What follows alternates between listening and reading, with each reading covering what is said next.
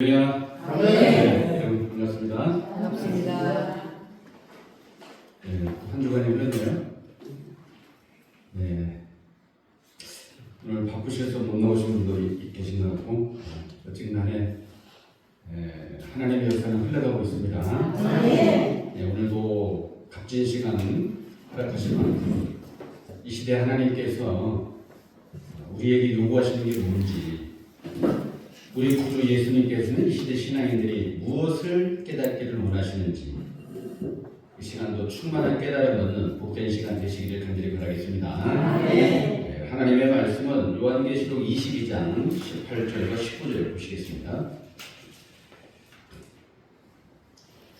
지난 시간에 이어서 마저 살펴보겠습니다. 먼저 본문의 말씀 계시록 22장 18절로 19절 다 같이 한 목소리로 읽어보시겠습니다. 시작. 내가 이 책의 예언의 말씀을 듣는 자기에게 증거하노니 만일 누구든지 이것들 외에 더하면 하나님이 이 책에 기록된 재앙들을 그에게 더하실 터이요 만일 누구든지 이 책의 예언의 말씀에서 제하여 버리면 하나님이 이 책에 기록된 생명나무와 및 거룩한 성의 참여함을 제하여 버리시리라. 아멘. 지난 시간에 요한계시록의 중대성에 대해서 살펴봤습니다. 또 소주제로서는 뭐라고 했죠? 언제까지 요한계시록을 외면할 것입니까? 라는 말씀 드려봤죠? 기억하십니까? 그래서 내가 이 책의 예언의 말씀까지 강론을 해드렸습니다. 계시록은 농축의 말씀이니까 한 구절, 한 단어, 한 획을 제대로 이해를 하기 위해서는 어마어마한 말씀들을 통해서 이해가 되는 거지, 그냥 국어책 읽듯이, 무슨 만화책 읽듯이, 어떤 역사 시리즈 읽듯이 읽어서 될 일은 아니란 얘기죠. 그래서 여러분들이 신앙생활을 처음 시작한 분도 아니고 일선에서 다 교훈도 하시고 교육도 하시고 또 지도자의 위치에 계시는 분이 많기 때문에 정말 이 시간을 통해서 이제까지 경험하지 못했던, 또는 나름대로의 생각이 있겠지만 좀 더 성경적인 것이 어떠한 것인가라는 것을 좀 알고 확실하게 깨닫는 여러분 되셨으면 좋겠습니다. 예. 계시록 22장 18절과 19절의 핵심은 요한계시록을 뭐하지 말라? 가감하지 말라. 더하거나 빼거나 하지 말라는 얘기죠. 더하게 되면 재앙을 더할 것이고, 감하게 되면 거룩한 성의 참여함을 제해버린다는 거예요. 오늘 주제의 말씀은 요한계시록을 기록한 목적에 대해서 알아보고자 합니다. 자, 무슨 말씀을? 요한계시록을 기록한 목적이 뭐냐?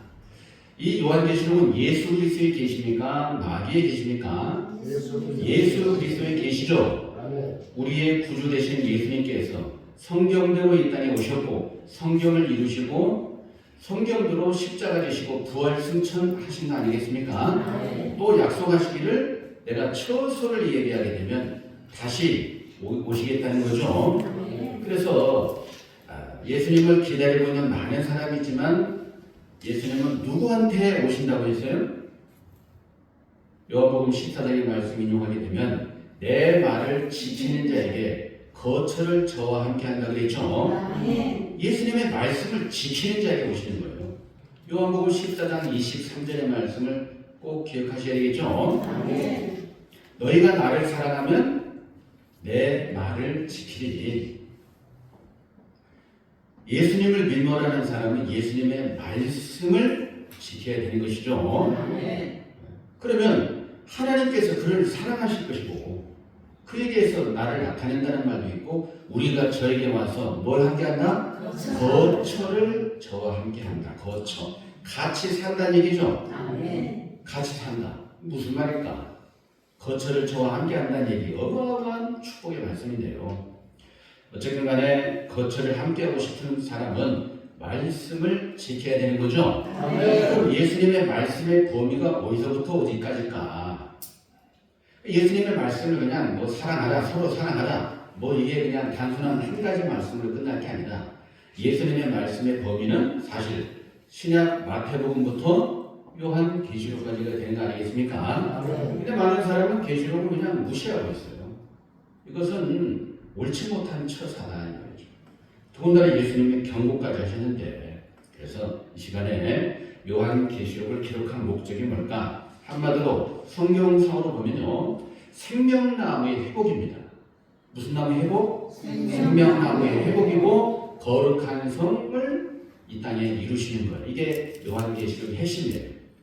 자, 왜 그런지 좀 봐야 되겠죠? 19절에 간단히 말씀하세요. 19절. 만일 누구든지 이 책의 예언의 말씀에서 제하여 버리면 하나님이 이 책에 기록된 무슨 나무? 생명나무. 요한계시록은 생명나무에 대한 말씀하시고 있는 거예요. 우리 생명나무를 하게 되면 저 에덴 동산과 표본적 얘기. 생명나무 하면 우리하고 뭐 그렇게 큰 연관성을 잘 연결하지 않고자 하는 것이 현실이에요. 요즘 CCM의 유행이 이제 그 이름 생명나무라 해서 생명나무라는 말이 이제 나와요. 근데 의미를 알고 부르면 좋겠는데 과연 진정한 생명나무의 의미를 알고 부르는지 그냥 가사가 그러니까 그냥 따라서 부르는 건지 뻔히 보입니다만은 진짜 생명나무를 여러분들이 제대로 하신다면 신앙을 바로 아는 것입니다. 생명나무에 대한 비밀을 모르면 유치원 수준이라는 얘기예요. 표면적으로 생명나무 거론한다고 해서 그게 되는 게 아니라 생명나무의 시작과 과정과 결말을 보셔야 되겠죠. 오늘날 내 자신과 무슨 관계가 있는지 이걸 알아야 장사한 자고 사도 바울의 말씀을 빌린다면 그리스도 안에서 일만 스승이 있으되 아비는 많지 않다는 겁니다. 여러분들이 아비된 가르침의 스승이 되셨으면 좋겠죠? 유치원 스승은 몽학 선생이라는 말로 성경은 정리하고 있습니다. 유치원 선생, 어린아이를 가르치는 선생은 몽학 선생인 거예요. 몽학 선생. 몽학 선생이 할 일은 뭐냐? 뭐인 것 같습니까? 결국 유치원생들을 누구에게로 인도해야 돼요? 그리스도에게로 인도하는 겁니다. 이런 말 자체도 생소할지 모르겠습니다만 우리 갈라디아서 3장 9절 워밍업 차원에서 한번 보시겠습니다. 갈라디아서 3장 들어보세요.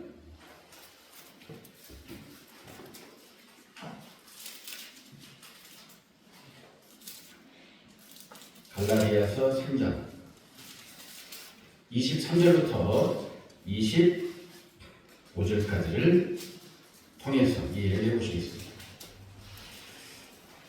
저는 개역 한글을 기준으로 보고 있습니다. 간혹 개역 개정도 보시는 분도 있고 저는 개역 한글이 익숙해져 있기 때문에 또 암송하기도 편하고 또 개역 개정을 보시는 분은 참고를 하시면 되겠습니다. 23절부터 믿음이 시작. 믿음이 오기 전에 우리가 율법 아래 매인바 되고 계시된 믿음의 때까지 바쳤느니라. 이같이 율법이 우리를 그리스도에게로 인도하는 몽학 선생이 되어 우리로 하여금 믿음으로 말미암아 의롭다함을 얻게 하려 함이니라. 믿음이 온 후로는 우리가 몽학 선생 아래 있지 아니하도다. 아멘. 율법을 배우고 익히고 있고 율법을 가르치는 모든 사람은 사실상 몽학 선생 아래에 있는 거거든요. 그러니까 몽학 선생의 역할은 뭐냐면 그리스도가 나타나시게 되면 그에게 인도하는 거예요. 몽학 선생이 결론을 낼 수 있는 것이 아니에요. 이 점을 아셔야 되겠죠? 다른 각도로 말씀드린다면 하나님의 역사가 성경을 모세를 통해서 이제 율법을 주시고 나서 사실은 크고 작은 변화가 있었지만 크게 보면 밤입니다. 밤. 빛이 없는 밤. 어둠이 어둠. 그래서 제가 몇 번 강조했죠. 예수님께서 이 땅에 빛으로 오셨죠. 빛으로 오시기 전에 칠흑 같은 밤입니까? 밤 아닙니까? 밤이라고 해서 무슨 자연계의 밤이 아니고 영적인 밤이다 그 말이죠. 그러니까 어둠, 빛 표현한다고 그랬어요. 어둠과 빛. 그러면 칠흑 같은 어둠에 속해 있다는 것은 한마디로 무지한 세계에 있다는 뜻입니다. 율법은 들여다보고 율법은 준행했지만 율법은 어차피 그림자적인 법이기 때문에 그걸 제 아무리 지켜본들 그림자 수준밖에 안 돼요. 지켜본들 답도 없고 율법으로 의롭게 되는 일이 어렵지 않습니까? 그래서 어둠, 그 다음에 빛입니다. 그래서 칠흑 같은 어둠에 무지한 사람, 또 오해하고 있는 사람들이 다 어둠에 속한 사람이에요. 서기관, 바리새인, 대제사장, 교법사, 율법사, 장로 이런 분들이 다 어둠에 속한 사람이고 밤에 속한 사람들이에요. 그러나 빛 대신 예수님이 이 땅에 오심으로 해서 빛과 어둠을 나눠버린 거죠.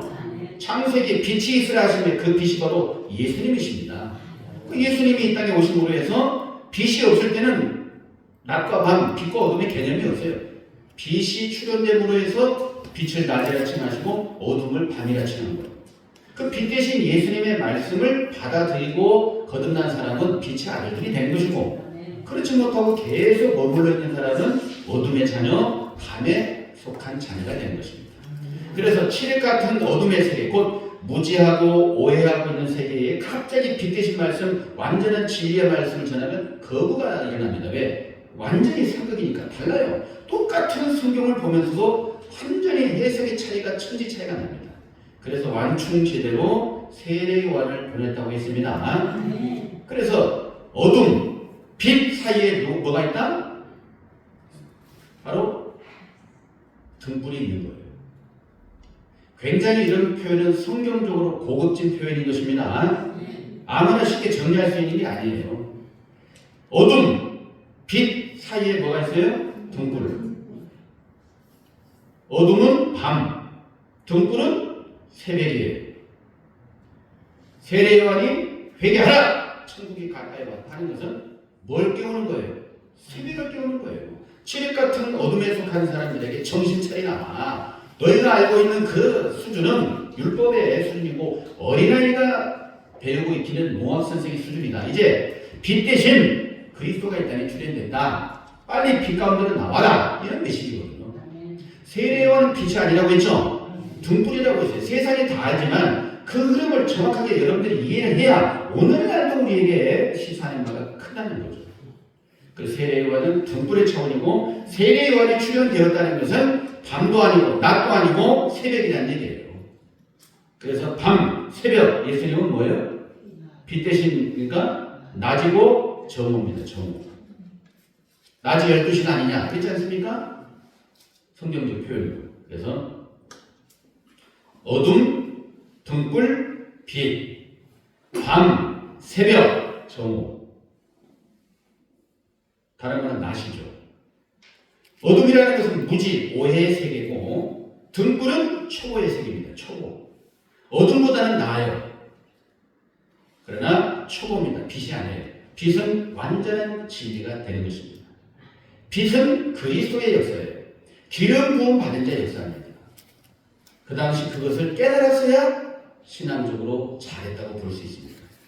그래서 그 상황에서 그 세례요한의 제자였던 한 사람이 바로 안드레라고 했지 않습니까? 요한복음 1장에 세례요한을 따라다녔던, 제자로 따라다녔던 사람 중에 안드레가 있어요.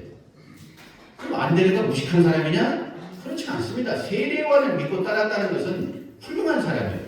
그러나 세례요한은 구원자가 아니고 빛 대신 예수님께서 구원자라는 걸 소개받고 예수님과 대화를 하고 나서 이제 오실 분이 오셨구나. 저분이 바로 메시아고 그리스도구나 하고 바로 예수님의 제자로 거듭나게 된 것입니다. 그래서 안드레는 밤도 아니고 낮도 어둠도 아니고 등불도 아니고 등불에 속해 있다가 빛 가운데로 나간 사람이에요. 이런 점을 우리가 깨달으셔야 됩니다.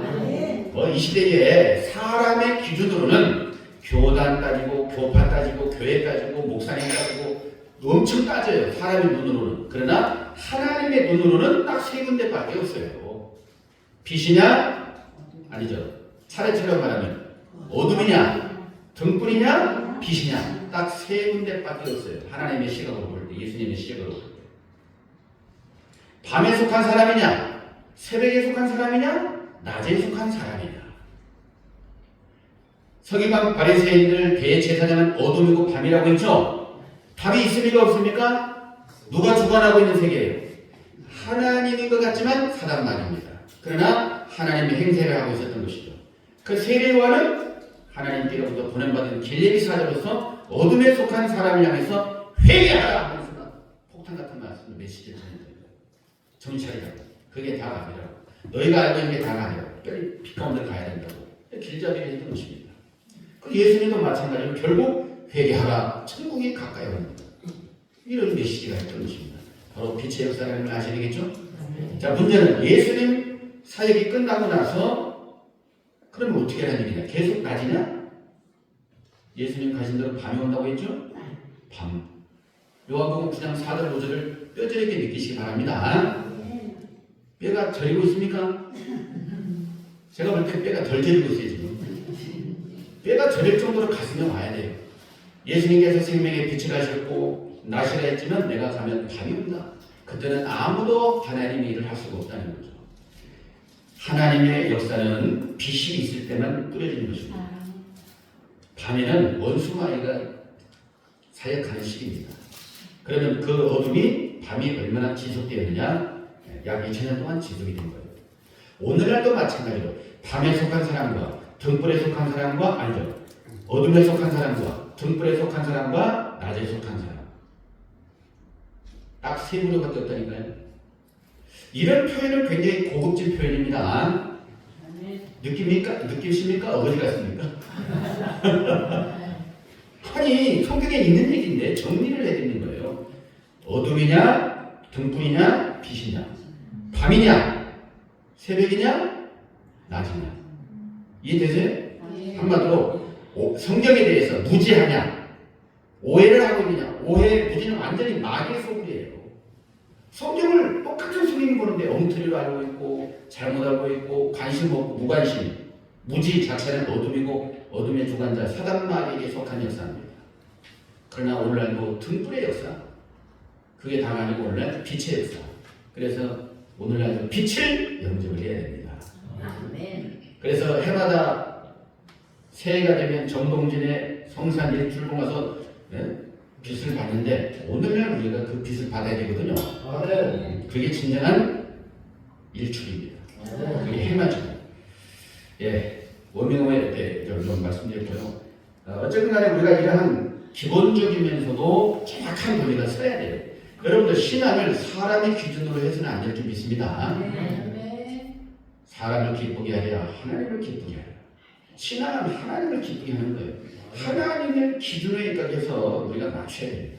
자, 그러면 다시 이제 몽학 선생과 그리스도의 관계를 말씀드렸는데요. 다시 본문의 말씀 보겠습니다. 본문의 출기실에서 내가 이 책의 예언의 말씀을 듣는 각인에게 증거하노니. 그래서 내가 가는 분은 예수님이라고 했죠. 이 요한계시록은 누가 증거하는 거예요? 예수님이 증거하는 겁니다. 요한계시록은 예수님의 말씀입니다. 더 나아가서 하나님의 말씀이고, 그럼 하나님을 믿노라 하고 예수님을 믿노라 하는 분들은 당연히 말씀에 대해 관심을 가져야 되는 거죠. 우리 믿을 신자를 생각해 보세요. 한문으로 믿을 신자. 믿을 신자는 사람인데 말씀은 아닙니까? 믿을 신자. 뭘 믿냐는 말이 뭘 믿냐? 사람의 말을 믿는 거예요. 그렇다고 그 사람이 뭐 세상 육신에 속한 사람이 아니라 예수님도 사람입니까? 사람 아닙니까? 뭐? 예수님이 사람이라고? 그런 게 어디냐고 이렇게 돼버리면 곤란하다는 거죠. 예수님도 사람이십니다. 성경에 나옵니까 혹시? 네? 그냥 추측에 의해서 사람이에요? 아니면 성경에 분명히 나와 있어요? 말씀이 육신이 되어 왔다. 그런 측면보다도 저는 사람이라는 표현이 분명히 확인해야 속심을 하겠죠. 괜히 그 조그마한 것에서 걸릴 게 아니라. 디모데전서 읽어보세요. 디모데전서 2장. 왜 굳이 디모데전서에 그 말씀이 있을까? 예수님에 대해서 우리가 정확히 아실 필요가 있는 거죠. 디모데전서 2장 5절 보세요.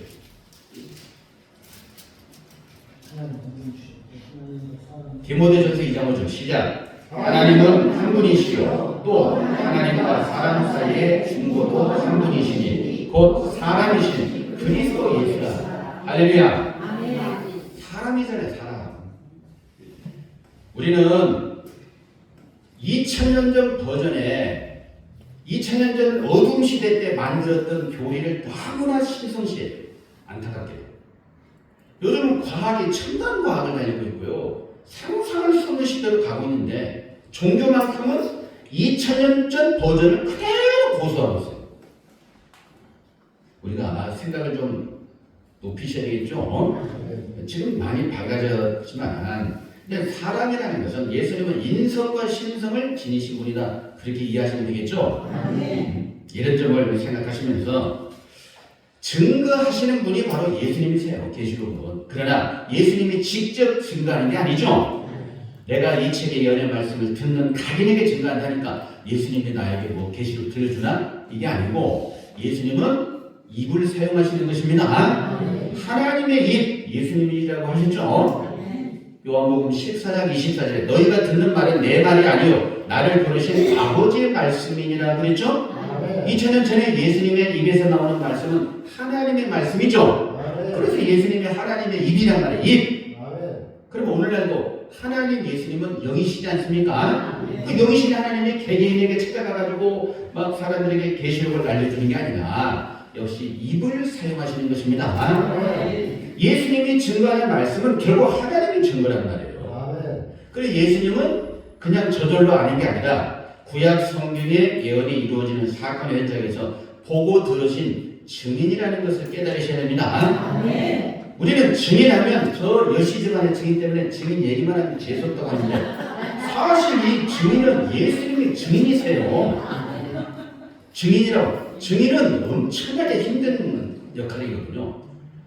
증인은 지구상의 구약의 예언이 이루어지는 사건의 현장에서 보고 들으신 분은 한 분밖에 없어요. 여러 명이에요. 한 분밖에 없는 거예요. 한 분의 증거가 진짜 참 증거. 이걸 누가 인정해 주게 이거죠. 자, 그걸 먼저 여러분들이 찾아 읽어보시겠습니다. 예수님이 증인이다, 증인 아니다? 증인이다. 그러면 추측성 발언을 해야 됩니까? 확실한 성경에서 답을 주세요. 예수님이 증인이다. 내려보세요. 어디에 있어요, 그게? 정확히 아셔야 되겠죠? 민감한 부분은 확실하게 성경에, 어차피 성경은 성경을 기준으로 하는 거니까. 자, 우리 계시록 1장 5절 한번 보시겠습니다. 예수님이 증인이시다.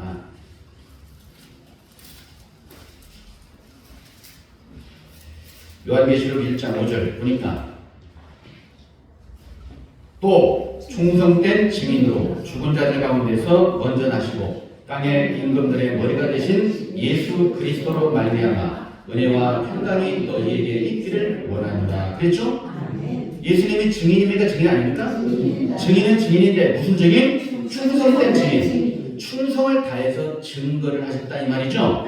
증인의 사명은 뭐라고요? 증거예요.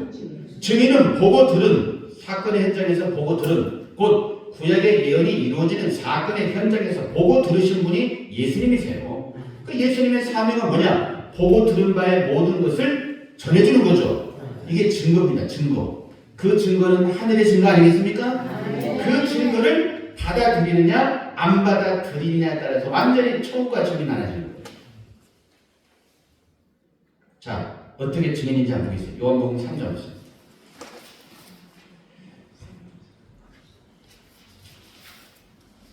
요한복음 3장 증인의 실제적인 예를 한번 보겠습니다. 그러니까 요한복음 3장 32절 이것은 세례요한이 예수님을 증거하는 말씀인데요. 자, 32절을 보시겠습니다. 32절 시작. 그가 그 보고 들은 것을 증거하되 그의 증거를 받느니가 어떠다. 그가라는 분이 누구겠습니까? 예수님이십니다. 이 말씀하시는 분은 바로 세례 요한이 되시는 것입니다. 세례 요한이 지금 예수님에 대해서 말씀하신 거예요. 그가 그 보고 들은 것을 증거하되 그의 증거를 받는 것 없도다. 이 증거는 하나님의 증거죠. 자, 11절 보세요. 어디 가서 뭘 보고 들으셨는지. 예수님의 말씀 보겠어요. 뭘 보고 들으셨는지. 11절. 진실로 진실로 네게 이르노니 우리 아는 것을 말하고 본 것을 증거하노라. 그랬죠? 그러나 너희가 우리 증거를 받지 아니하는도다. 이건 예수님께서 하신 말씀이고 32절은 세례요한이 하신 말씀이에요. 그러니까 하늘에서 보고 들은 것을 증거해 주는 분이 예수님이십니다. 근데 많은 사람이 받아줘요, 안 받아줘요? 안 받아줘요. 왜 안 받아줍니까? 자기 생각하고 달라요, 같아요? 다르죠? 달라도 너무 달라. 그러다 보니까 어둠에 속한 사람이 너무 많다 보니까 빛을 거부하고 있어요. 이게 현실이었던 것입니다. 자, 그러나 보세요. 33절. 33절 보니까 그의 증거를 받는 이는 하나님을 참되시다 하여 인치었느니라 그랬죠? 하나님을 참되시다. 증거를 들어보고 예수님이란 분이 뭐 목수야 드리고 뭐 별 볼 일 없는 사람이 말해주는데 들어보니까 이게 진짜 참 말씀이네 라고 인정하는 사람에게 딱 인쳐준다는 얘기예요. 하나님을 참되시다 인친 겁니까? 하나님이 참되시다 인친 거예요. 아다를 오다를 거예요. 하나님을 참되시다 인친 거예요. 그러니까 증거의 말씀을 딱 들어보고 이 말씀이 옳구나 라고 인정하는 그 사람에게 인쳐준다는 말이죠. 하나님 보실 때 이 사람이 좀 신실해 보이니까 인쳐주는 게 아니라고요. 여러분들도 마찬가지. 오늘날도 뭔가 증거가 된다고 볼 때에 그걸 들어보고 이게 진짜 참이로구나 라고 인정하면 너무 좋겠죠. 그래서 그게 뭐 맞는 것이라고 해요? 인 맞는 것이다. 인 도장인자라고 도장. 천국인을 지소서라는 그인이 그인이에요. 자, 그래서 많은 사람이 이와 같이 빛이 출현됨으로 해서 그 한마디로 말하면 증거다, 증거 아니다, 뭐 이런 그 차원이 뭐냐. 한마디로 빛이란 말씀은 사실상 뭐냐면 뭐 어차피 성경 똑같이 보는 거예요. 하지만 빛 대신 말씀이라는 것은 예언서가 해석된 그 뜻과 그 실체까지 증거하는 것이 바로 빛이라는 것을 아셨으면 좋겠습니다. 한마디로 증거의 차이예요. 증거의 차이. 요한복음 5장에서 의미를 살펴보겠습니다. 요한복음 5장 35절. 등불과 이 빛의 차이가 뭔지 도대체 증거가 뭔가 하나하나 이해를 한다는 게 쉬운 건 아닌데요. 성경을 통해서 한번 알아보자는 거죠. 요한복음 5장 35절. 요한은 켜서 비치는 등불이다. 너희가 일시 그 빛에 즐거이 있기를 원하였거니와 그랬죠. 세례요한은 켜서 비치는 뭐라고요? 등불. 그러니까 세례요한이 뭐 등불 들고 다녔다는 얘기입니까? 세례요한의 그 말씀에 증가하는 차원이 등불 차원이다 그 말입니다. 그러니까 등불은 주변만 비추는 거예요. 그나마 저 서기관 바리새인들과는 판이하게 다르죠. 세례요한 이전에 그 서기관 바리새인은 어둠이에요. 완전히 칠흑 같은 어둠이고 무지의 세계고 오해의 세계고 엉터리예요. 성경을 보지만 손 엉터리를 아는 세계가 어둠의 세계예요. 그나마 세례요한은 등불이라고 등불. 그러나 35절 읽었으니까 36절 보세요. 내게는 요한의 증거보다 더 큰 증거가 있다고 했죠? 내게는 누굽니까? 예수님에게는 요한의 증거보다 더 큰 증거가 있다 이 말입니다. 그래서 아버지께서 내게 주사 이루게 하시는 역사 곧 나의 하는 그 역사가 아버지께서 나를 보내신 것을 나를 위하여 증거하는 것이고 참 말이 어렵죠. 어쨌든 간에 등불과 빛의 차이는 증거의 말씀의 수준 차이입니다. 여러분들도 이제는 똑똑해야 됩니까? 어리석어야 됩니까? 똑똑해야 되는 거예요. 최고의 진리가 있는 곳을 향해서 이동을 해야 돼요. 점점 생각이. 저 동물의 세계 보세요. 동물도 먹이를 따라 움직이는 거 아니겠습니까? 각종 먹이도 아무리 위험이 도사리고 해서도 건너는 거예요. 누구때가 막 건너가다가 악어에게 물리기도 하고 잡아먹히기도 하지만 동물도 먹이를 향해서 가는 거거든요. 우리 신앙에는 양대인 줄 믿습니다. 가만히 있으면 그냥 풀어주는 실만한 물가로 가는 게 아니고 풀어주는 실만한 물가는 아무 데나 있는 게 아니거든요. 그래서 우리가 좀 똑똑해지면 너무 좋겠습니다. 자, 그래서 예수님께서 보고 들으시다고 하는데 요한복음 5장 보셨으니까 19절에 보세요. 보고 들었다는 내용에 대해서 이해를 해보겠습니다. 19절 말씀 시작. 그러므로 예수께서 저희에게 이르시되 내가 진실로 진실로 너희에게 이르노니 아들이 아버지의 하시는 일을 보지 않고는 아무것도 스스로 할 수 없나니 아버지께서 행하신 그것을 아들도 그와 같이 행하느니라. 보고 들었다는 것은 증거 구절이죠. 보고 들은 거예요. 그러니까 말씀의 차이는 보고 들은 자가 증거하는 말씀이 가장 정확한 거예요. 그게 빛입니다. 보고 듣지도 못한 사람이 이럴 것이다 저럴 것이다 하는 것은 어둠이고 그게 밤입니다. 그런 어둠의 교리, 성경에 맞지 않는 교리를 인정하고 믿고 따라가는 것은 어둠의 자녀가 되는 것입니다. 아셨죠? 자, 그러면 빛이 떠올랐다는 것을 알면 빛 가운데로 나와야 됩니까? 빛을 거부해야 됩니까? 빛 가운데로 나와야 되거든요. 그럼 빛 가운데로 사람들이 용기 있게 나오나 안 나오나? 잘 안 나와요. 그 안 나오는 이유까지 성경은 이미 다 고스란히 그 속들이 다 말씀을 다 해놨어요. 좀 봐야 되겠죠? 오늘날도 똑같은 상황이니까. 요한복음 3장 19절과 20절을 보겠습니다. 먼저 19절 20절을 보겠습니다. 시작. 그 정죄는 이것이니 곧 빛이 세상에 왔으되 사람들이 자기 행위가 악함으로 빛보다 어두움을 더 사랑한 것이니라. 악을 행하는 자마다 빛을 미워하여 빛으로 오지 아니하나니 이는 그 행위가 드러날까 함이요 진리를 쫓는 자는 빛으로 오나니 이는 그 행위가 하나님 안에서 행한 것임을 나타내려 함이라. 아멘. 여러분들 빛이 왔다고 하게 되면 빛 가운데로 당당히 나오는 사람이 똑똑한 사람이죠. 빛 가운데로 나오기 싫어하는 것은 빛보다 어둠을 더 사랑하는 사람이에요. 거짓을 더 좋아하고 빛이 싫어해요. 왜냐하면 자기 마음이 들키니까. 빛이 없을 때는 자기가 완전한 것 같아요. 하지만 빛이 떠오르게 되면 다 드러나야 안 드러나요? 다 드러납니다. 다 드러나버려요. 그래서 우리가 좀 우리도 이러한 것을 경험할 시대가 와버린 것입니다. 우리도 그런 것을 경험할 시대가 왔어요. 마냥 밤이 아닙니다. 자, 본문의 말씀 계시록 20일 다시 보겠습니다. 내가 1층의 예언의 말씀을 듣는 각인에게 증거한다. 그래서 각인에게 예수님이 나타나서 증거해 주는 게 아니라는 거죠. 물론 근원지는 하나님과 예수님이 맞습니다.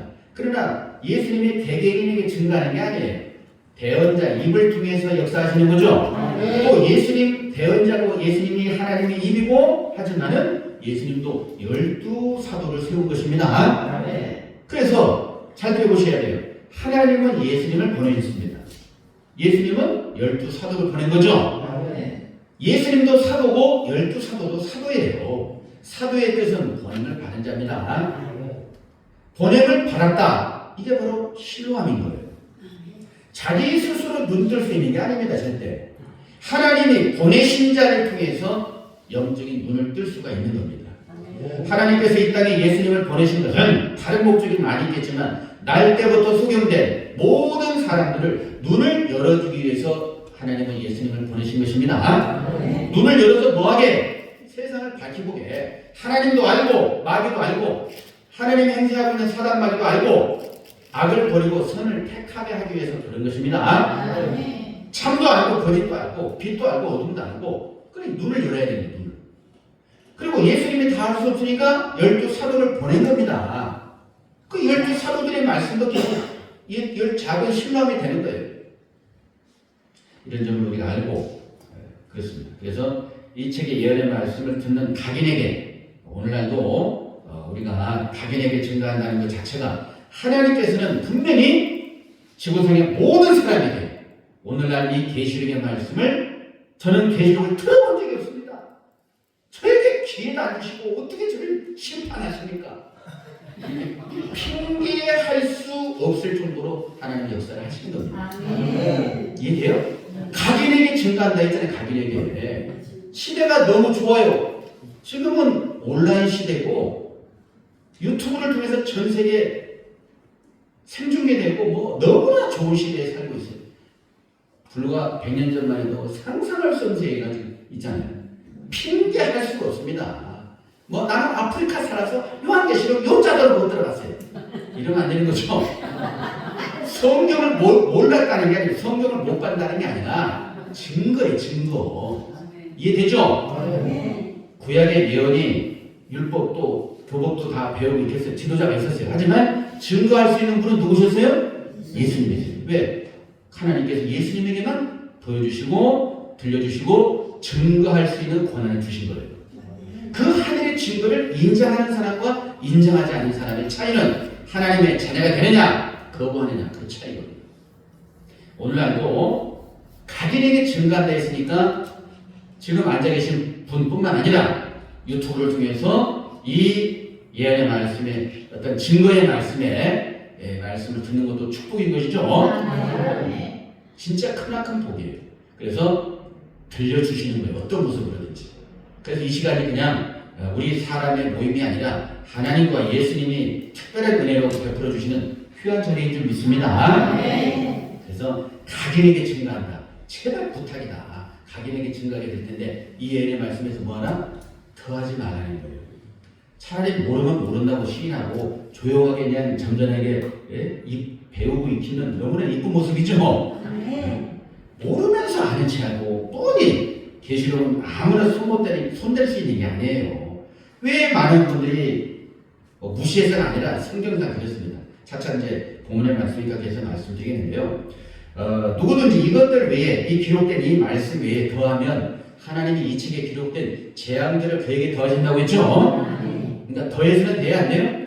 그러니까 모르면 모른다고 뭐 시인 안 해도 마음속에서 나는 평생을 내가 지도자로 있었지만 계시록에 개자도 소못했어.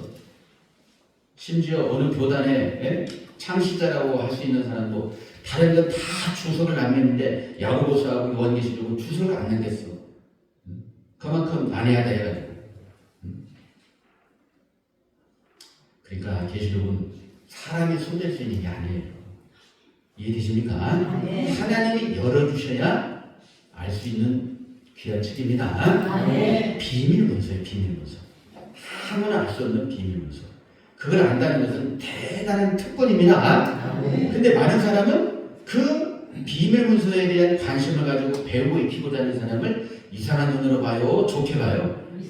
이상한 눈으로 보는 거죠. 사실은 누가 이상해요? 그렇게 좋지 않게 보는 분이 이상한 거예요. 말이 좋아 이상한 거지 사실은 심각한 겁니다. 그래서 우리가 뭐 그런 분이고 오죽해 성경은 계시록 22장 내려보세요. 어떻게 되는지.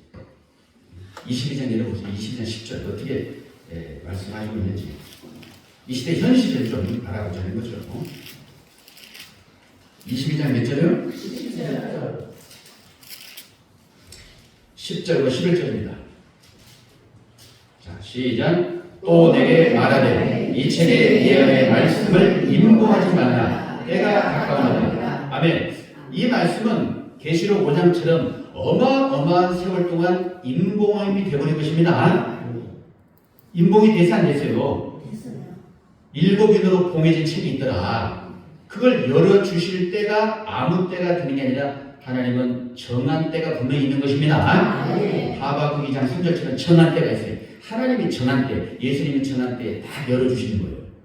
그러면 사람은 빨리 열어주시길 원하겠지만 하나님은 정한 때까지 기다리시겠죠.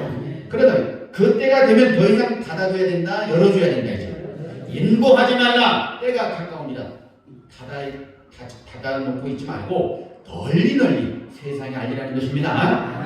지금 요한계시록에 증거되는 거 보니까 이 말씀이 지금 이루어지고 있다, 안 이루어지고 있다? 인보하지 말고 계속 알려드리고 있잖아요. 받아들이고 안 받아들이고는 본인 책임이에요. 저는 주님의 이름으로 말씀을 전해드리는 것입니다. 나중에 그 주님의 심판대 앞에서 저요 사실 계시록 절대 들어본 적이 없습니다. 제발 살려주세요.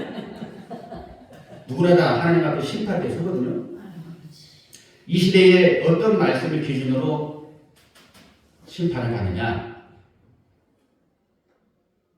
하나님 이 말씀이 법입니다. 법. 맞습니까? 법대로 믿는 게 좋겠죠. 그래서 우리가 이 증거의 말씀을 듣는다는 것은 복인데요. 자, 인보하지 말고 인보하지 말라 때가 갈 겁니다. 핵심이 11절이에요. 불의를 하는 자는 뭐라고? 그대로 불의를 하고, 더러운 자는 그대로 더럽고, 의로운 자는 그대로 의를 행하고, 거룩한 자는 그대로 거룩하게 하라. 그렇게 돼 있죠? 지금 뭐 지 멋대로, 자기 멋대로, 요즘은 다 자기 멋대로 살고자 하는 거잖아요. 지금은 핵가족 시대고, 뭐 거의 타치를 받기 시작하고, 다 자기 잘난 맛을 사는 세상이다. 이런 말도 하는데요. 우리가 신앙까지 그래서는 안 됩니다. 그리고 내가 어떤 다른 것도 몰라도 성경 말씀 안으로 들어가야 됩니다. 다른 거 기준은 오직 성경이니까. 그래서 하나님 예수님이 이미 현 시대에 불의를 하는 자는 그대로 불의를 하고, 더러운 자는 그대로 더럽고, 의로운 자는 그대로 의를 행하고, 거룩한 자는 그대로 거룩되게 하라 그랬지 않습니까? 이 시대에 더러운 자도 많고 또 의로운 자도 있는 것이죠. 거룩해지려고 애를 쓰는 사람도 많아요. 아니, 하나님이 거룩하시니 너희도 거룩하라 했지 않습니까? 그 우리가 어떻게 무슨 힘으로 거룩하게 되겠습니까? 말씀과 기도로 거룩해지는 것입니다. 어떤 말씀이에요? 그 말씀이 그냥 성경 묵상하면 그 말씀입니까? 바로 하늘에서 열어주신 말씀입니다. 표현하자면 계시의 말, 계시의 비밀은 요한계시록에 들어있는 것입니다. 일곱인으로 봉해진 책을 열어주시 안 열어주세요. 그 말씀이 진짜 알짜배기 말씀이라고요. 그래서 말씀과 뭐예요? 기도로 거룩해지는 거거든요. 그래서 이 시대에 판단할 것도 아니고 그냥 더러운 자는 그대로 두라고 했지 않습니까? 어찌하겠어요. 다 자기 잘난 대로 사는데. 그러나 들을 수 있는 것은 축복이고 하나의 은혜인 줄 믿습니다. 하나님은 역사를 하십니다. 분명히 이 지구촌에 하나님이 살아계신다, 예수는 살아계신다 말로만 할 게 아니라 살아계시는데 어떤 일을 하고 계시냐 이거죠. 지금 예수님이 뭐하고 계십니까? 요한계시록을 뭐하는 것이다? 증거하고 있는 거예요. 증거. 내가 이 책의 예언의 말씀, 이 말씀은 아까 계시록 22장 20절에 이것들을 증거하시니까 가라사대 내가 속히 오리라 그랬죠. 2000년 전에 이 사도 요한을 통해서 기록을 하게 하셨어요. 그것은 2000년 동안 닫혀 있습니다. 아니, 본 사람도 무슨 뜻인지 모르는데 보지도 못한 사람이 어떻게 알겠습니까? 여러분들, 그토록 유명한 다니엘 선지자가 많은 환상을 봤죠? 봤어요, 안 봤어요? 근데 그 뜻을 다 알았습니까? 몰랐습니까? 본 사람도 몰랐어요. 내 주여, 이게 무슨 뜻입니까? 다니엘의 갈지어다. 대저 이 이상은 여러 날 후의 일입니다. 내 주여, 내가 알지 못하나이다. 이 말씀했잖아요. 본 사람도 모르는데 뭐 보지도 못하는 사람이 뭘 안다는 거예요 도대체. 안 그렇습니까? 그토록 신비한 책이 요한계시록입니다. 하지만 때가 되면 하나님께서 열어주시면 하나님께서 은혜 베풀어 주셔가지고 다 알게 되는 시대가 오는 거죠. 지금은 바야흐로 요한계시록의 시대입니다. 이 시대 신앙의 판가름은 요한계시록의 역사로 판가름이 나옵니다. 이해되십니까? 이건 제 말씀이 아니에요. 이렇게 국제가 말씀드리면 마치 고기가 막 아주 누구나 먹기 쉽게 그냥 해먹 몰라도 그냥 먹이 막 좀 양념도 덜 된 거 던져버리니까 소화하기 힘들면 내버려 두세요. 일단은 제쳐두고 다음에 더 익혀서 드세요. 근데 억지로 익지 않은 거 드시려고 하지 말고. 무슨 말씀인지 모르면 넘어가시고. 출애굽에 보면요, 어린 양의 그 살과 피는 바르고 살을 날로 먹으라 했습니까? 불에 구워 먹으라 했습니까? 예? 불에 구워 먹으라 했습니까? 여러분들, 불에 구워 드셔야 돼요. 근데 지구상에 많은 사람은 날로 먹고 드시지. 문자대로 액면 그대로 받아들이고 있어요. 이게 날로 먹는 거예요. 무슨 말씀인지 이해되세요? 성경을 문자대로 막 확 받아들이니 날로 먹는 거라고요. 불에 구워 드셔야 되고요. 그러니까 말씀은 말씀으로 해석을 해야 된다고요. 자꾸 결핍을 걸 것 같은데 차차 그 말씀 드려보도록 하죠. 자, 다시 보면 이 책의 예언의 말씀을 더 이상 더해서는 안 된다는 것을 유념하시기 바라겠습니다. 예수님도 너희가 예라 할 건 예라 하고 아니라 할 것은 아니라 하라. 딱 두 가지밖에 없다고 얘기해요. 그래서 더할 필요가 없다. 그러면 재앙을 더한다고 했지 않습니까? 그럼 재앙은 어떤 재앙이냐? 이제 성경을 이제 보시게 되면 계시록에 6장에서는 6째 일을 떼고 있게 됩니다. 이제 이걸 가지고 기독교적인 표현으로 7인의 재앙이다 이런 말을 합니다. 무슨 재앙? 7인의 재앙. 계시록 6장부터 8장 1절까지가 사실은 7인의 재앙이거든요. 7인. 계시록 6장이 6째 인이 떨어지는데 인을 뗄 때마다 사실 그게 재앙이거든요. 그 대신에 재앙인데 문자대로 날로 먹으면 안 됩니다. 여태까지 이 어린 양의 살을 이 고기가 좋은 건데 날로 먹었어요. 여러분들 생선이 됐든 고기가 됐든 날로 먹으면 안 돼요. 불에 구워 드셔야지. 그 말씀이 예를 들어서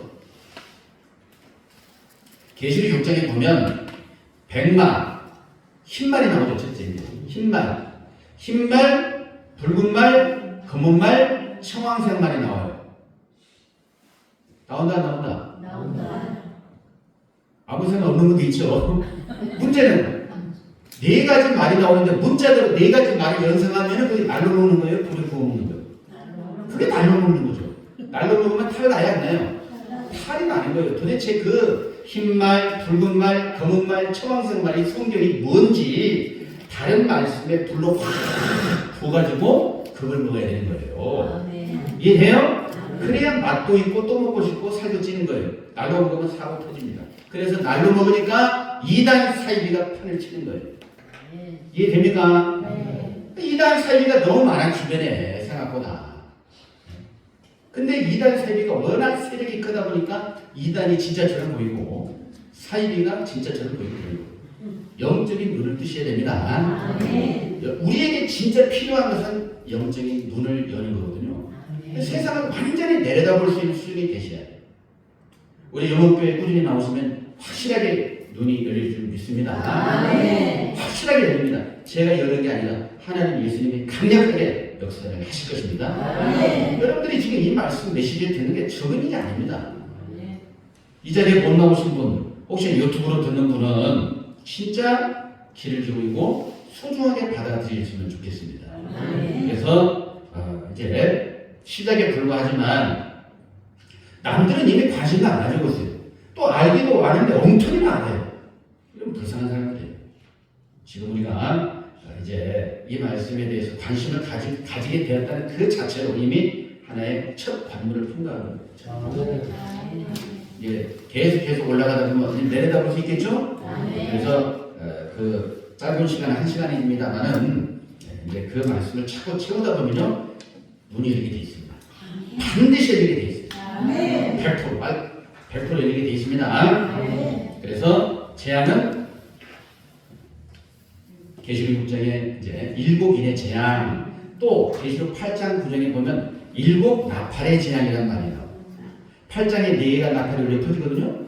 9장에서 2개, 또 11장에 이제 하나가 불려져요. 그걸 가지고 7 나팔의 재앙이다. 기독교적인 표현으로. 그 다음에 또 재앙이 뭐가 있냐면 계시록 16장에는 7 대접을 썼습니다. 7 대접. 그래서 7 대접의 재앙이라는 표현을 하는 거예요. 이건 일반적으로 다 알려졌어요. 무슨 재앙이요? 7인의 재앙, 7 나팔의 재앙, 7 대접의 재앙. 혹자는 이런 말 해요. 7은 완전수, 7은 하나님의 수, 6은 뭐 짐승의 수, 마귀의 수. 이런 말을 해요. 그게 성경적인가? 7자는 하나님 맞습니까? 사단 마귀도 7자를 씁니다.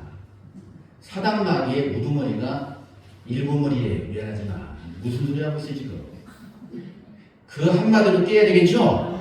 7자는 완전수다, 7자는 하나님의 수다, 마귀의 수는 6이다. 이런 논리는 하나님의 논리입니까? 저 사람의 논리입니까? 사람의 논리예요. 그 배후에는 누가 있다는 것도 아셔야 되겠죠?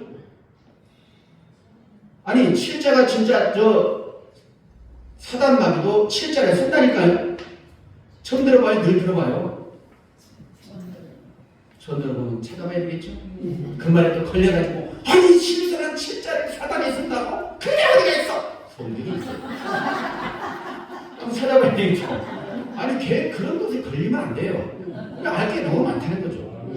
특히 우리 지도자분들은 잘못된 것에 거의 색깔이 물들여졌어요. 먹물 칠할 정도가 아니라 염색을 해요. 염색은 잘 지워져 안 지워져요? 안 지워져요. 웬만해서 안 지워져요. 근데 염색을 ful 파야 됩니다. 자, 계시록 12장 보세요. 칠자, 사람 말로 칠자에 쓴다는 거. 12장 몇 절이요? 12장 3절.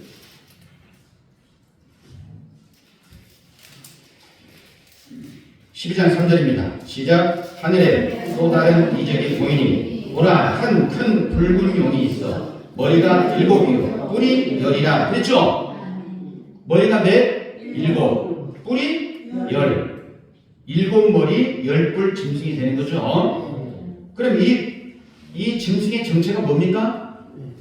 용이죠. 붉은 용. 그 용의 정체를 봐야 되겠죠? 9절 보세요. 용의 정체가 뭔지. 시작. 큰 용이 내어 쫓기니 옛뱀 곧 마귀라고도 하고 사단이라고도 하는 온 천하를 꿰는 자가 되죠.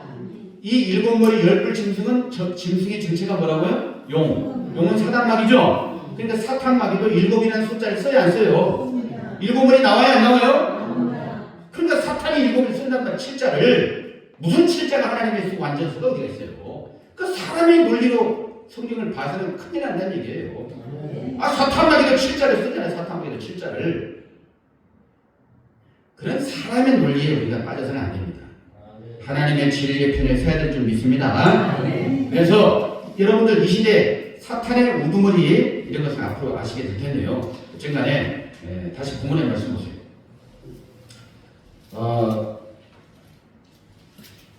재앙들을 더한다 거기까지 봤습니다. 자, 그 다음에 19절. 만일 누구든지 이 책의 예언의 말씀에서 제하여 버리면 하나님이 이 책에 기록된 생명나무와 및 거룩한 성에 참여함을 제해버린다 그랬습니다. 계시록은 서신서입니까? 예언서입니까? 예언서죠. 일부는 예언서, 일부는 서신서가 아니라 절대적으로 다 예언서입니다. 계시록이 예언의 말씀이라는 게 몇 구절이 나온다고 했어요? 성경에? 5구절이 나온다고 했죠? 어디? 물어보면 시간 걸리니까 넘어가겠습니다. 계시록 1장 3절, 계시록 22장 7절, 10절, 18절, 19절 이게 다 이 예언의 말씀. 이해됩니까? 믿으세요 제발 좀. 예언의 말씀이라는 거. 왜냐하면 왜 이런 걸 강조하냐면 계시록은 서신서예요. 7교회 환난 받는 사람에게 위로를 주기 위해서 편지 쓰는 내용입니다. 그건 안 맞는 거예요. 성경을 이래도 그만 저래도 그만 해서는 안 됩니다. 귀에 걸면 귀걸이, 코에 걸면 코걸이 시대는 이제는 끝나야 되거든요. 그래서 성경 말씀은 절대적인 거거든요. 1.1획을 이룬다 했으니까 조심해야 되겠죠. 자 보세요. 그래서 제해버린다. 제해버리면 한마디로 생명나무와 및 거룩한 색의 참여함을 제해버린다 했죠. 형벌이다 형벌 아니다. 그건 예수 믿으면 통과합니까? 예수 믿어도 이렇게 된다는 얘기입니까?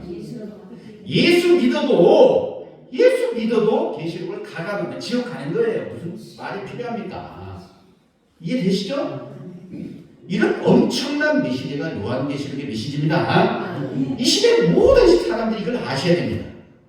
예수 믿으면 다 됐어. 이게 아니고 예수 믿으니까 계시록을 가감하지 말라고 예수님께서 경고의 말씀을 강력하게 하시는 겁니다. 이해되십니까? 이걸 믿으세요. 제 말씀이 아니잖아요. 예수 믿어도 계시록 가감하면 지옥 가요? 지옥 안 가요? 저주받아 지옥 간다니까요? 무슨 말이냐? 예수 믿었는데 왜 저주받아 지옥 가? 그런 각도로 볼 게 아니라 계시록의 이 말씀을 모른다는 자체는 알맹이가 없다. 그 말이 한마디로. 이해되세요? 이해되십니까? 앞에 보세요. 결국 계시록이 증거되고 있다는 것은 한마디로 빛이 출현되는 거예요? 빛이 출현 안 되는 거예요? 그러니까 계시록이 증거되기 전까지는 예수님이 말씀하신 밤이었다는 것도 감 잡아줘야 되겠죠? 결국 빛 가운데로 우리가 진리를 깨닫고 바른 신앙하는 게 무엇보다 중요한 것이 되겠습니다. 그래서 이 예언의 말씀에서 이 말씀 아까 오해하시면 안 되기 때문에 말씀드려요. 예수 믿어도 계시록을 가감하면 지옥 가는 것입니다. 그래서 마태복음 7장 21절에 나더러 주여 주여 하는 자마다 천국에 들어가는 게 아니다. 다만 하늘에 계신 내 아버지의 뭐대로 뜻대로 행하는 자라야 천국 간다고 이 세계를 박았죠? 예수 믿는다고 천국 가는 게 아니라고 예수님 말씀했잖아요. 마태복음 7장 21절은 세상이 다 아는 성부입니다. 하지만 그것을 오늘날 우리 신앙인과 접목을 지금 안 하려고 해요. 우리는 접목을 좀 했으면 좋겠습니다. 누구를 막론하고 하나님의 뜻대로 행하는 자라야 천국 가는 거죠? 그러면 하나님의 뜻을 아셔야 돼요? 모르셔야 돼요? 창세기부터 계시록까지가 아셔야 되고 특히 마태복음부터 계시록까지 다 알아야 하나님의 뜻, 예수님의 뜻을 안다고 볼 수 있는 거예요. 그리스도의 장성한 분량에 이르러야 장성한 자입니다. 에베소서 4장 13절 14절은 세상이 막 그 강조해요. 강조하면 뭐하냐는 말이에요. 예수님을 만나고자 하는 분은 장성한 분량이 돼야 되겠죠? 그리스도의 분량이 돼야 된다는 거예요. 그리스도는 부분적으로 아는 역사입니까? 통달입니까? 통달입니다. 통달. 하나님은 통달의 입장에서 모든 가르침을 주시는 것입니다. 그게 완전한 가르침입니다. 그래서 지혜는 쉽게 말하면 예수만 믿으면 됩니다. 성도님들 계시록 몰라도 구원받는데 아무 지장 없습니다. 할렐루야. 안심하세요. 이건 계시록 예언의 말씀을 뭐 하는 거예요? 지혜하는 거예요. 어마어마한 죄입니다. 그 말 자체가. 공감이 되십니까? 딴소리 같습니까? 제하면 안 되겠죠. 계시록에 대해서 그렇게 또 지도자가 그 말하니까 은혜 받아가지고 몰라도 되는구나. 할렐루야. 아멘. 그러면 심각하거든요. 그러니까 그날에 많은 사람이 나더러 이르되 내가 주의 이름으로 선지자 노릇하며 주의 이름으로 귀신을 쫓아내고 주의 이름으로 많은 권능을 행치 아니하였나이까 어찌하여 나를 모르신다 하시옵니까 주님. 그랬죠? 오 수고했노라 그랬습니까? 네가 내 이름으로 선지자 노릇하고 내 이름으로 귀신 쫓아내고 내 이름으로 권능을 많이 한 걸 내가 보았노라 들었노라 하면서 오냐 수고했노라 했으면 얼마나 좋아. 그게 아니죠. 이 불법을 행하는 자들아 내게서 떠나 가라 그랬죠? 그래 안 그래요? 한마디로 지금도 유튜브에 보면 막 귀신 쫓아내고 온갖 사역을 하시는 분이 많더라고요. 막 지금도 밤에 보면 막 얼라따라따라기 얼마나 열심히 하는지 몰라. 하면서 엄청나게 해요. 뭐 그걸 어떻게 막을 수는 없죠. 뭐 하시겠다면 누가 막겠어요. 그래서 병도 낫는 게 사실이고요. 다 은사가 있고 따라 체험이 있어요. 하지만 거기에 머물러 버리는 그 자체가 문제라는 얘기예요. 그것도 발판으로 삼아서 뛰어 올라야 되겠죠? 하나님이 원하시는 것은 진리의 말씀을 깨달아야 되거든요. 진리의 말씀을 깨달아야 한마디로 완전한 진리의 말씀으로 서야만이 완전한 신앙이에요. 은사 체험한 것이 체험할 수는 있어요. 주관적으로. 하지만 객관적으로 인정할 수 있는 부분은 말씀을 깨달으셔야 됩니다. 예, 그래서 재해버린다는 것은 무관심 자체가 지하는 겁니다. 관심이 없어요. 여러분들은 관심이 있어 보셨지만 많은 분들이 계시록 몰라도 된다고 하니까 관심이 없어요. 무관심 또는 오해의 늪에 빠져 있어요. 늪. 제가 표현할 늪은 뭐예요? 허브적거 될 때마다 깊이 들어가죠? 늪, 무지의 늪에 빠져 있습니다. 오해의 늪에 빠져 있어요. 계시록 18장 3절 말씀 보면 음행의 진노의 포도주로 만국이 무너졌다고 했어요. 음행의 포도주는 참 포도주가 아닙니다. 하나님의 생명의 말씀, 진리의 말씀을 참 포도주로 한다면 음행의 포도주는 귀신이 주는 포도주예요.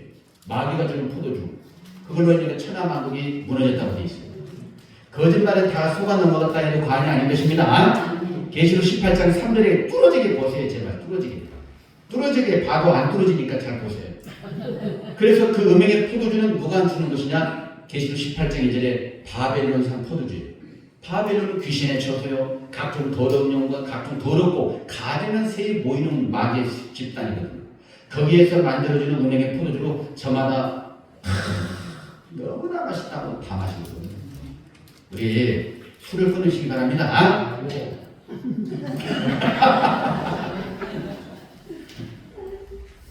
술을 끊으란 무슨 술? 어쨌든 간에 성경적으로 그렇다는 얘기고요. 결국 이 모든 게 워밍업입니다. 지금 이제 나중에 이 말씀 쭉 듣다보면 아니면 봄눈 녹듯이 그냥 확 무너지게 돼 있어요. 다 모가지게 돼 있고요. 흡수하게 돼 있습니다. 아셨죠? 네, 그래서 이 현 지구촌은 계시록을 가감하고 있는 게 현실 아니냐. 자문자답 해보세요. 그러면 계시록을 가감하지 않는다는 것은 어느 경계에 선 사람을 말하는 거예요? 한마디로 통달. 뭐라고요? 통달. 통달의 경지에 가는 사람이 가감하지 않는 사람. 어떻게 통달을 해요? 사람은 할 수 없어요. 하나님은 하십니다. 그리고 우리가 배우고 익히면 다 되는 것입니다. 그리고 그 계시록을 기록한 이유와 목적에 대해 말씀하셨는데 결국 하시는 말씀이 하나님이 이 책에 기록된 생명나무와 및 거룩한 성의 참여함을 제해버린다고 했죠? 계시록을 통해서 생명나무를 우리에게 소개시키는 거예요. 무슨 나무요? 아니 이 책에 기록된 생명나무 했잖아요. 이 책에 기록된 창세기 3장 21절의 생명나무가 오늘날 확실하게 복원되는 것입니다. 그래서 생명나무가 이 시대에 출현되는 거예요. 생명나무. 계시록 22장 2절에 생명나무가 출현되는 것입니다. 강자의 생명나무. 그리고 거룩한 성에 참여함을 제해버린다. 거룩한 성. 거룩한 성은 어디 계세요? 천국 아니겠습니까? 그 영의 세계 천국 같아요? 육의 세계 천국 같아요? 몇 명 앉아있지만 말이 다르잖아요. 어떤 사람은 영의 세계, 어떤 사람은 육의 세계. 그러니까 우리가 너무 혼탁하게 돼 있다. 그러니까 여기서 말씀하신 거룩한 성은 계시록 21장에 거룩한 성 새 예루살렘이 하나님께로부터 하늘에서 내려오는 것입니다. 뜻이 하늘에서 이룬 것처럼 뭐예요? 땅에서 이루어지는 거예요. 우리가 추구할 것은 이제 하늘만 쳐다보지 말고 이제 이 땅에 이루어지는 거룩한 성에 대해서도 눈을 뜨셔야 됩니다. 거룩한 성이 하늘에서 내려온다 안 내려온다. 자, 확인해 보겠습니다. 계시록 21장 2절. 오늘 여기까지만 해야 되겠죠. 뭐 결론을 맺어야 되니까 성경적으로 확인해 보겠습니다. 자, 계시록 21장 2절. 거룩한 성이 어떻게 되는지, 하늘에서 계속 있는지 아니면 이 땅에 내려오는지 봐야 되겠죠. 요한계시록 21장 2절에 시작. 또 내가 보매 거룩한 성 새 예루살렘이 하나님께로부터 하늘에서 내려오니 그 예비한 것이 신부가 남편을 위하여 단장한 것 같더라고 했죠. 거룩한 성 새 예루살렘이 이 땅에 내려온다 안 내려온다. 그러면 여러분들도 거룩한 성에 들어가려면은 저 한 영계의 하늘나라의 거룩한 성을 찾아야 돼요? 아니면 이 땅에 내려오는 거룩한 성을 찾아야 돼요? 내려오는 거룩한 성을 찾아가야 될 거 아니겠습니까? 그게 초점을 맞추는 거예요. 그러면 이 지구촌의 거룩한 성 새 예루살렘은 어디로 임하는지 그 지도를 깨달으셔야 되겠죠? 그 길을 찾으라고 주신 거예요, 성경을. 그 계시록에 다 있는 걸 알려주는 거예요, 그 길을 알려주는 거예요. 그래서 이 땅에 내려오면 아까 거처를 저와 함께 하다 그랬죠? 그 거처를 저와 함께 하는 사람이 3절이 있어요. 3절 보세요. 21장 3절.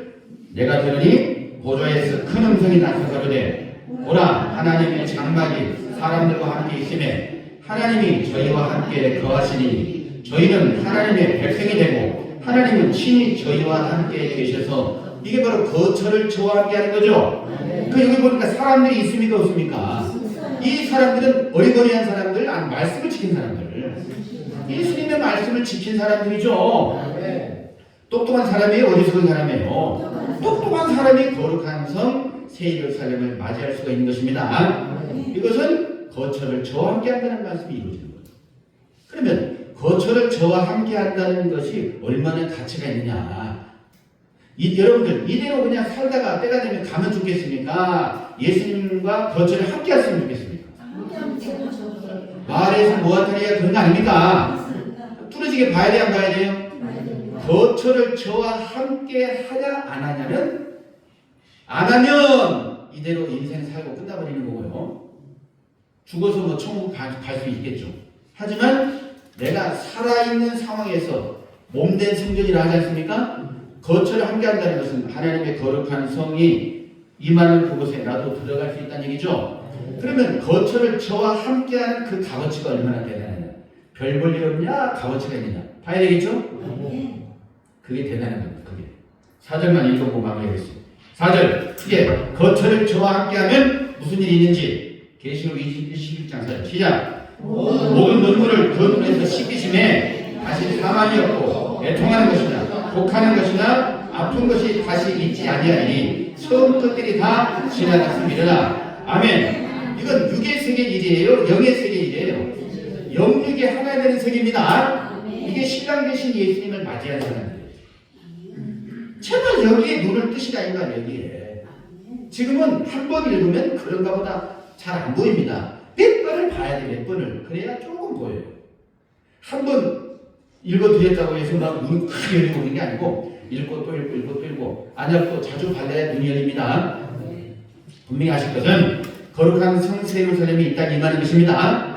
그래서 계시록을 기록한 목적은 생명나무의 복원이에요. 생명나무의 복원. 아셨죠? 이 시대에 생명나무를 출현시킨다는 것은 이 시대에 무슨 복을 주시겠다는 거예요.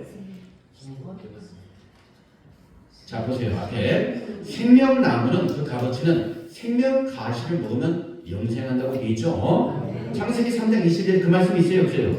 그러면 하나님께서 생명나무를 이 시대에 출현시킨다는 것은 하나님께서 영원한 복락을 주시고자 하는 거 아니겠습니까? 저절로 뭐 도깨비 두드리도 도깨비 방망이만 내리치면 되는 게 아니고 생명나무가 출현돼야 되는 것이고 지구상의 많은 사람들은 생명나무를 확인하고 생명과실을 먹어야 되겠죠? 그러면 모든 눈물을 그 눈에서 씻기신다는 생명나무를 만나기 위해서 얼마나 시련도 많고 고생도 많고 신앙하기 위해서 얼마나 눈물 콧물 애통하면서 신앙했어요. 하지만 모든 신앙인들의 소원은 무슨 나무를 만나야 해결됩니까? 생명나무를 만나셔야 돼요. 생명나무를 만나면 우리의 소원이 이루어집니다. 그 소원이 이루어짐으로 해서 모든 얼굴에서 눈물을 씻어주는 거예요. 다시 사망이 없고 애통하는 것, 곡하는 것, 아픈 것이 다시 있지 않는 그런 세계가 이 시대에 실현되는 것입니다. 생명나무를 만나야 돼, 안 만나야 돼요? 그 이름 생명나무라 노래만 들을 게 아니라 생명나무 계시록에 나오지도 모르고 술 깨야 되겠죠? 한 구절만 책도 마치겠습니다. 잠언 13장 10절 생명나무를 만나야 소원이 이루어진다는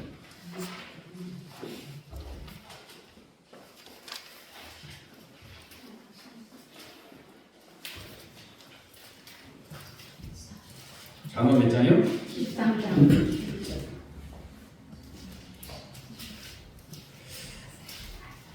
잠언 14장 10절입니다. 이 말씀 드리고 마무리하겠습니다. 시작. 소망이 더디 이루게 되면 그것이 마음을 상하게 하나니 소원이 이루는 것은 곧 생명나무입니다. 할렐루야. 소원이 이루어지기 위해서는 무슨 나무를 만나셔야 된다? 생명나무. 하나님께서 원하시고 바라시는 우리의 소망이 이루어지기 위해서는 생명나무가 출현되어야 되는 것이고 계시록을 통해서 결국 이 시대에 생명나무의 복원 결국 에덴 동산의 회복의 역사 아니겠습니까? 그토록 인류 세계가 바라고 원했던 그 모든 것이 이 시대에 실현된다는 거죠. 그래서 이것을 사단마귀가 좋아하겠어요? 싫어하겠어요? 너무나 싫어하겠죠? 그래서 계시록을 접근 금지, 금서로 여기는 거예요. 이제 사탄의 계략을 좀 아시겠어요? 이해돼요? 아니 여태까지의 사망의 왕으로 탄 세계가 사단마귀가 중화되는 세계라면 사탄이 지금 쥐락펴라고 있던 세계가 다시는 바뀌는데 얼마나 사탄이 분통 터지겠어요. 그래서 잠들어 있고 무지한 세계, 늪에 빠져 있는 사람들에게 여러분들 요한계시록을 배우면 큰일 납니다. 요한계시록을 배우는 데는 이상한 것입니다. 이런 식으로 금서있냐 다 잠금장치 못 가게 만들어요. 못 가게. 여러분들 아담과 하와가 선악과 먹고 나니까 생명나무에게로 나아가는 길을 막았어요? 안 막았어요? 뭘로 막았죠? 화염검과 구르는 그룹이라고 했죠? 화염검으로 막았어요.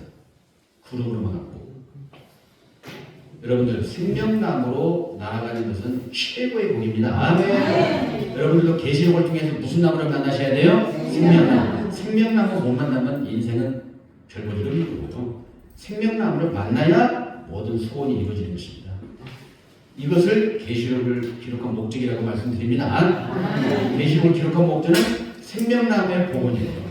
에덴의 회복, 결국 천국을 이 땅에서 완성하시는 그래서 이 땅에 이루어지는 거룩한 성, 이 땅의 거룩한 성을 완전히 이루시는 그것이 바로 요한계시록을 기록한 목적이라고 말씀을 드립니다.